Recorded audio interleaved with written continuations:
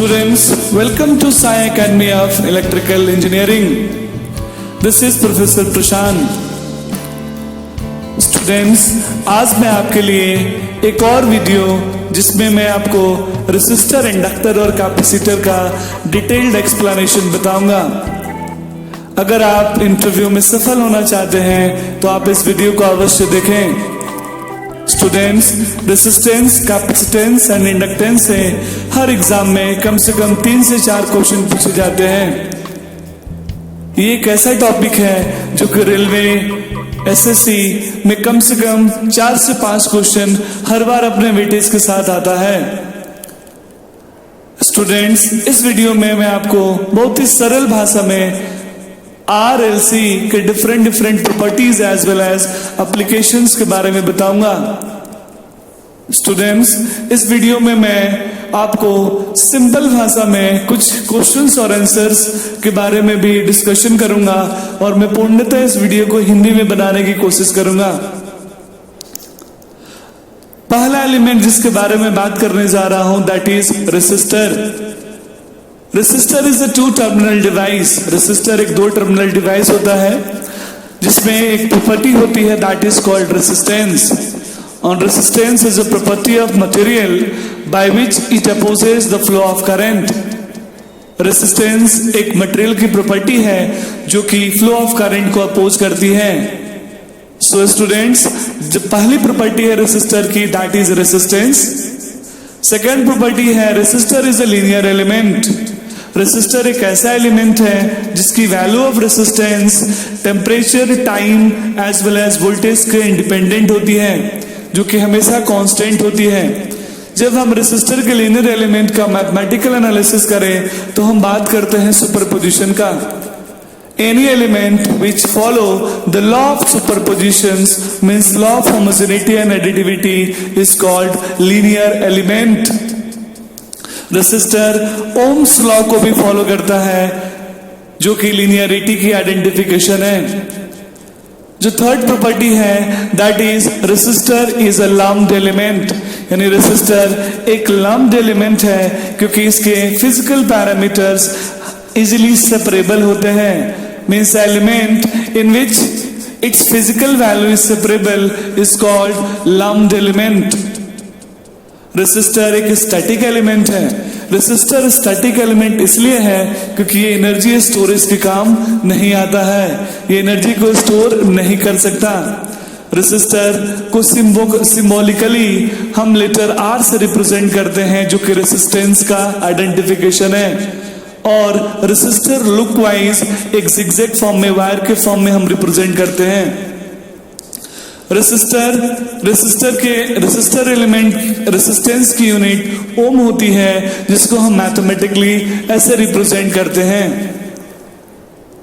Resistor हमेशा Ohm's law को follow करता है जिसमें करंट प्रोपोर्शनल टू वोल्टेज, यानी the flow of current in a resistor is always proportional to applied voltage होता है।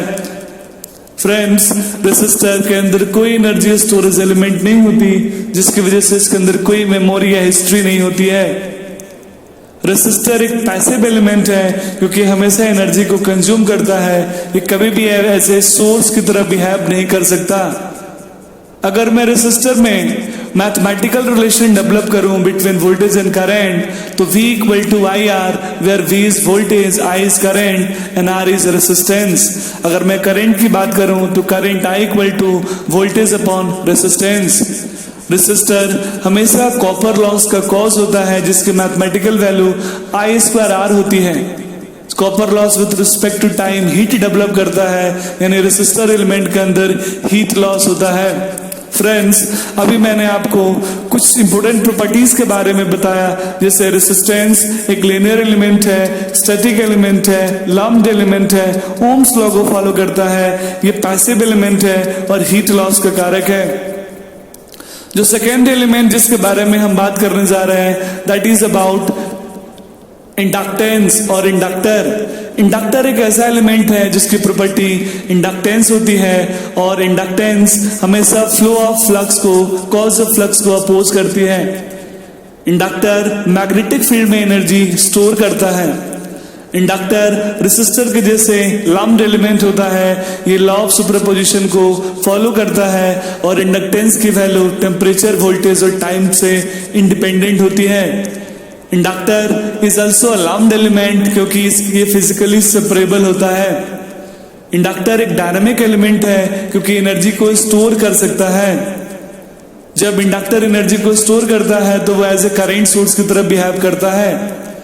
इंडक्टर को सिंबॉलिकली हम कैपिटल लेटर एल से रिप्रेजेंट करते हैं और उसको एक कॉइल के फॉर्म में हम रिप्रेजेंट करते हैं।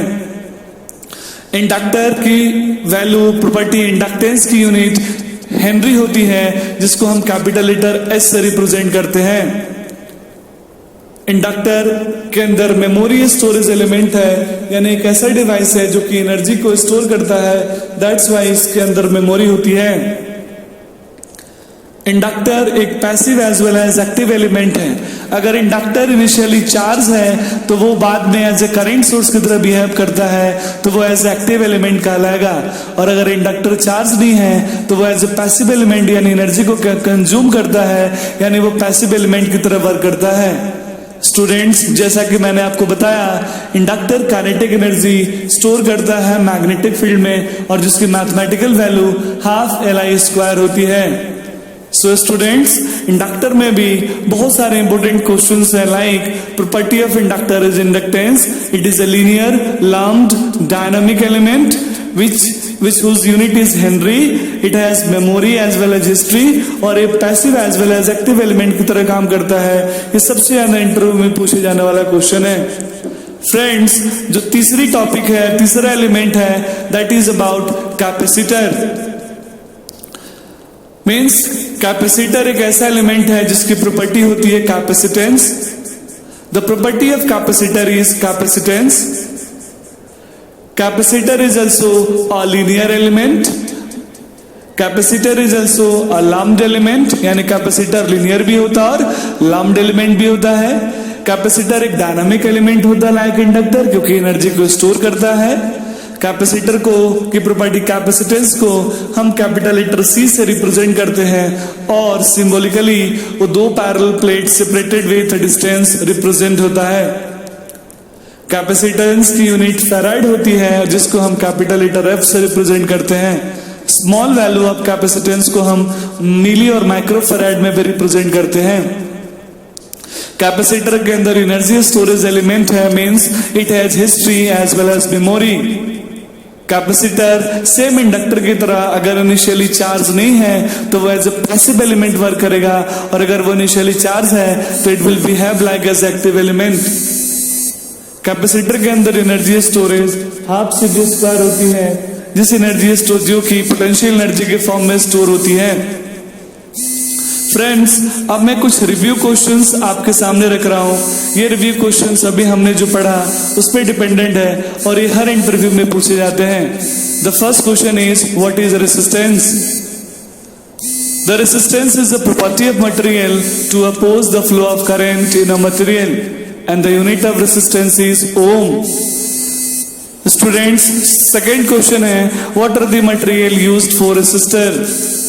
The material used for resistors are manganese and it is alloy of copper, manganese and nickel.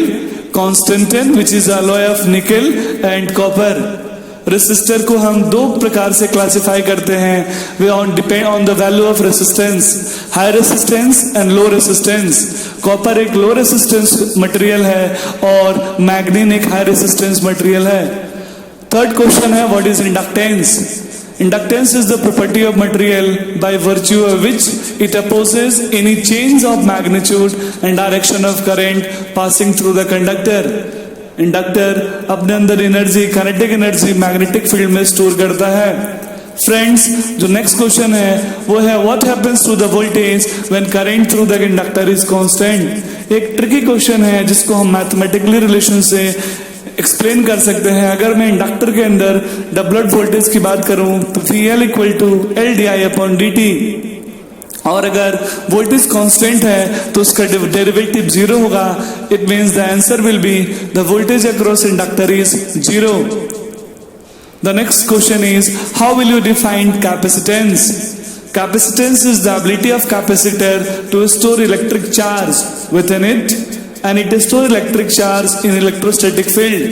Capacitance is a measure of charge per unit voltage that can be stored in an element called capacitor. Friends, अभी तक मैंने आपको RLC से related सारे elements के बारे में, सारे प्रॉपर्टीज के बारे में बताया, प्लस मैंने आपके लिए कुछ क्वेश्चंस और उसके आंसर्स भी रिव्यू करें। मुझे उम्मीद है ये आपको पसंद आई होगी। अगर आपको मेरी वीडियो पसंद आई तो प्लीज आप इस वीडियो को subscribe, share, like and comment करें। Friends, thanks for watching and hope आपके कमेंट के अकॉर्डिंग मैं नेक्स्ट वीडियो मैं बनाऊंगा, और उस वीडियो में अगर जो भी आपके डाउट्स हैं मैं उन डाउट्स को सॉल्व करूंगा। Again thanks for watching, have a wonderful day.